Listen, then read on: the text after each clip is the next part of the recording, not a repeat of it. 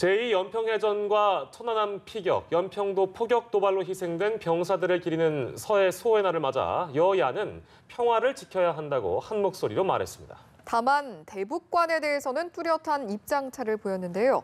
국회 취재기자 연결합니다. 한지 기자. 네, 먼저 민주당은 집권 이후 서해가 평화의 수역으로 바뀌고 있다는 점을 강조했습니다. 이해찬 대표는 55분의 호국영령 영전의 명복을 빈다면서 지금도 서해 수호를 위해 헌신하는 장병들에게 격려의 뜻을 전한다고 말했습니다. 이어 남북 군사 분야 합의 체결 이후 과거의 긴장이 많이 줄었고 서해가 평화의 바다가 됐다며 평화 노력이 진정한 안보임을 보여줬다고 강조했습니다. 반면 한국당은 안보정당 이미지를 부각하는 데 주력했습니다. 황교안 대표는 5당 지도부 가운데 유일하게 서해 수호의 날 기념행사에 참석하고 묘역을 참배했습니다. 나경원 원내대표도 긴급 의원총회에서 국군 통수권자인 대통령이 서해 수호의 날 행사에 참석하지 않는 것은 북한 눈치 보기 때문이라고 주장했습니다. 한국당은 정경두 국방장관이 국회 대정부 질문에서 서해 수호의 날 질문에 대해 서해상에서 발생한 불미스러운 충돌이라고 말한 것과 관련해 국가 안보에 대한 책무를 저버린 행위의 책임을 물어 해임 건의안을 제출했습니다. 네, 여야는 다른 현안에서도 거친 신경전을 이어가고 있죠. 네, 그렇습니다. 민주당은 김학의 전 법무부 차관의 무혐의 처분과 관련해 당시 법무부 장관이었던 한국당 황교안 대표의 개입이 있을 것이라는 의혹을 거듭 제기했습니다.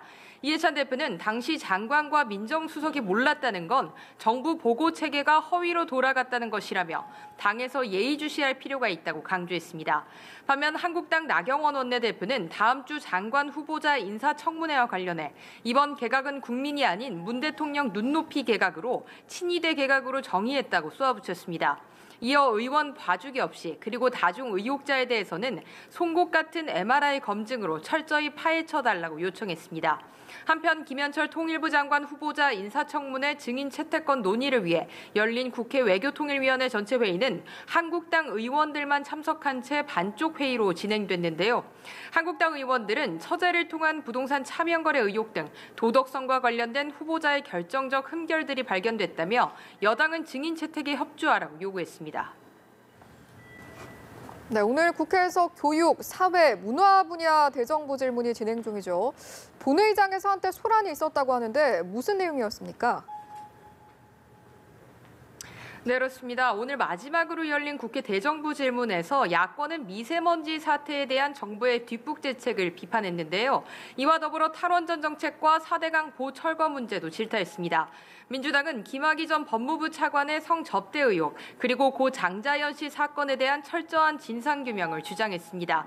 민주당 신동근 의원은 별장 성접대 의혹 사건 관계도를 제시하며 당시 민정수석과 법무부 장관이었던 한국당 곽상도 의원과 황교안 대표가 사건을 철저하게 은폐, 비호했다고 정면 비판했습니다. 이에 대해 한국당 의원들이 큰 소리로 강력 항의하면서 잠시 본회의장에 소란이 일기도 했습니다. 또 한국당 이학재 의원이 대통령 직계가족의 해외 이주는 문제가 된다며 문재인 대통령 딸 다혜 씨 가족의 동남아 이주를 언급했는데요.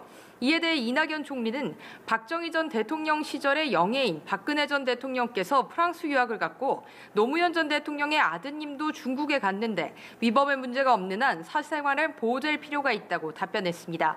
지금까지 국회에서 연합뉴스TV 한지입니다.